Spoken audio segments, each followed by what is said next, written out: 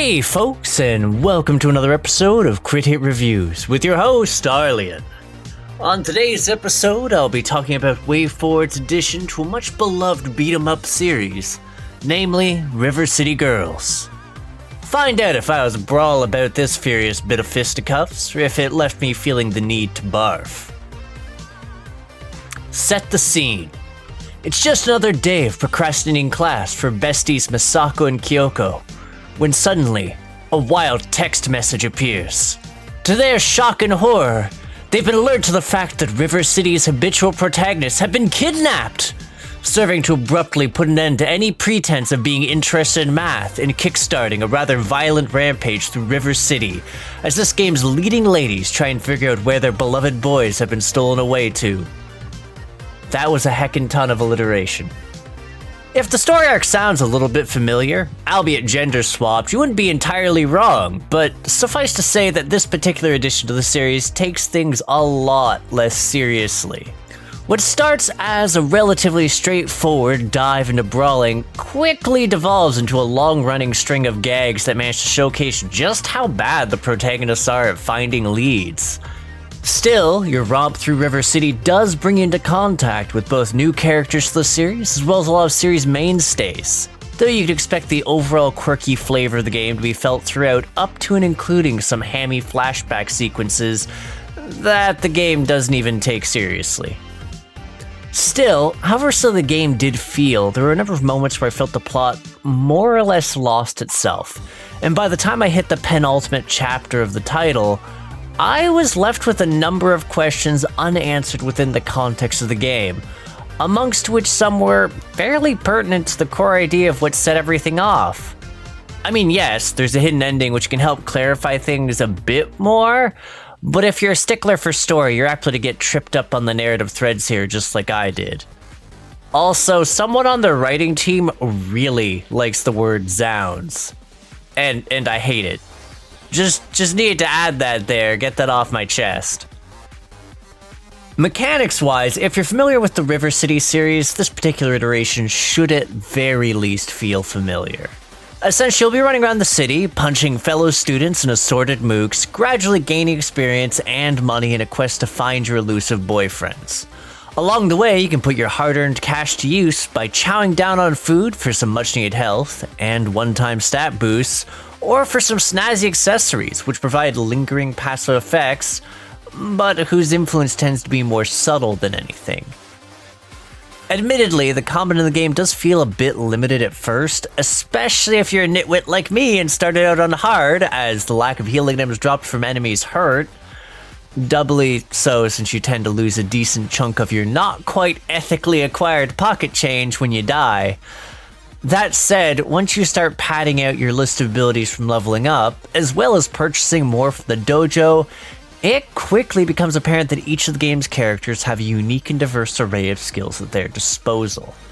It's incredibly satisfying to interrupt an attacking enemy by parrying their hit with a last-minute block, and gain an opening to unleash your own attack back. Likewise, discovering just how best to chain together attacks for maximum havoc, or simply to gain control of the crowd you're contending with, ends up being a distinctly important facet of mastering combat in River City Girls.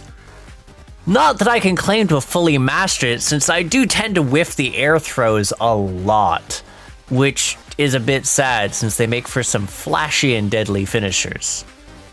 Also, the ability to press gang normal enemies into joining your posse and therefore use them as attacks to open up or extend your combos was a pretty neat feature. Though, I'll admit I didn't toy around with it as much as I should have, as my recruitment habits ended up being more like a gotta catch 'em all attitude towards the enemy variants by the end of the game. Like, look, there's some flavor text entries and unique appearances in the menu, and the really special ones had unique ones, okay? That's my excuse. Though, that also led to a mounting degree of frustration, actually, because it's very easy to transition yourself off the screen into a new area when you're not in screen-locked combat, because the punch and the use button are the same. I can't count the number of times an enemy was spared the lethal hit in a combo, or a rare enemy was missed because I was just too close to the screen's edge while fighting. Still, things got really fun when I dived into co-op mode. For one thing, because I had someone else to blame, but also because I just got to run amok with a friend chaining together absolutely ridiculous combo sequences together, making for some moments that were like one part cinematic and just one part ridiculous silly fun. It also made the game a lot more forgiving by and large, as while you don't share money or experience and thus end up weaker than when playing solo, you gain the ability to curb stomp the soul of your ally back into their body, which makes the prospect of losing your hard-earned money a bit less fear-inducing. I mean, provided your ally succeeds, because if they fail, you're gonna lose a heck of a lot more cash than normal. Fiscal whinging aside, I do have to say my favorite moments in the game were the boss fight sequences, as they provided rather distinct and unique challenges compared to those afforded by the various mooks who stand in your way. Though, they are made immensely simpler by being able to take an ally into battle with you for the most part. Still, I genuinely regretted not being able to rematch against them until I reached the ability to do New Game Plus, or that there wasn't more of them to go and challenge. Not that I immediately dived into New Game Plus, mind you, since there were some other odds and ends to attend to. See, there's a few side elements to do in River City Girls, being a sparse handful of quests as well as some collectibles to get. Both of these represent the few times the game doesn't quite feel as linear as the way it leads you about, and I genuinely wish there'd been more errands to run around doing. That said, the gangster statues you need to break do lead to a pretty nifty secret, and for those really collectible happy folks in the audience, there's also a whole new set to collect in New Game Plus, in the form of a bunch of cats that need petting. That said, the major difference between New Game Plus and your initial run-through is that it opens up a new set of characters for you to romp around as, and it remixes the enemies that you'll encounter to even include types that you'd habitually meet around the climax for an altogether more challenging experience. Okay, so, first off, I'd like to say that I am a fan of the music in the game, but I am absolutely in love with the vocals in some of the songs. Those represented some of my favorite segments of the game, and I really regret that they didn't extend further than a few screens usually. I also thoroughly enjoyed the voice acting for the various characters, and it was a lot of fun to hear them banter. Also, it was a little bit funny for me to hear the accent slip in Godai's voice lines, because that was about the point I internally went, "Top of the morning!" Though, Jacksepticeye does it a lot better, and even he can't make Godai likable. Like, I tried to like Godai, I cannot like Godai. The visuals in River City Girls are another strong point as well, as the designs are a lot of fun to behold, whether it's the character portraits during dialogue or the occasional manga sequences. I also couldn't help but gush over the game's sprite work, as the animations were not only gorgeous, but genuinely fun to see unfold, whether it was dishing out destructive dabs or being on the receiving end of an equally ridiculous riposte. Still, with all this said, it took me a little bit to consolidate my thoughts on this game. I'm talking currently on my third loop through with cute animated cats still left to pat. And yet, I think my takeaway from everything is that, while it's still a pretty solid game, it didn't entirely wow me. Stylistically, the story and its presentation came off as fairly anime-esque, and there are times where it's complimentary, and yet that isn't always the case. And the way in which the game wraps everything up at the climax felt off in a few ways. And no, I'm not talking about the ending itself, which is a bit weird, but at least had a fair bit of foreshadowing towards it. It's the fact that the very element that catalyzes the story gets glazed over and forgotten when all things are said and done. I also admit that I've been looking forward to the possibility of some alternate story bits when NG Plus rolled around and the new character revealed. But well, I can't have everything, and I admit that much.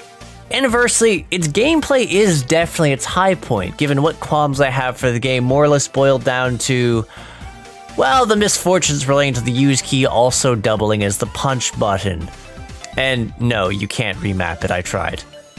I do wish there'd been more quests to take advantage of the sandboxy nature of the game, as the primary reason I ended up puttering around was for collectibles, but even on my second and third playthrough, I found myself still enjoying the combat and finding new ways to chain together combos and learn what the various characters were capable of. Overall, I put the game as a solid hit, especially if you're looking for a beat 'em up to dive into with a friend, because that's where the combat really shines, is when you're busy being a delinquent duo.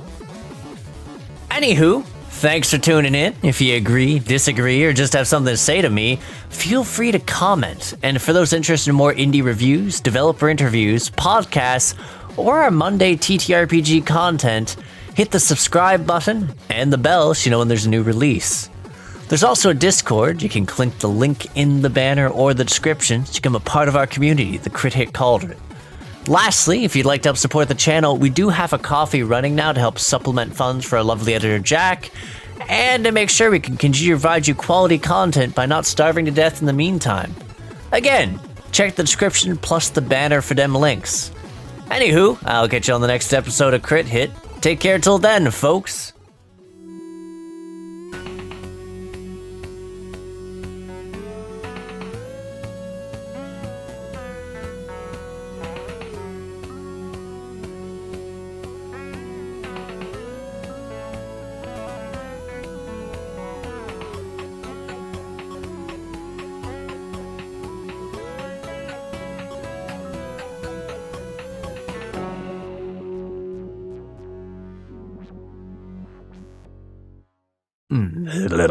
It's just fuck, fumble.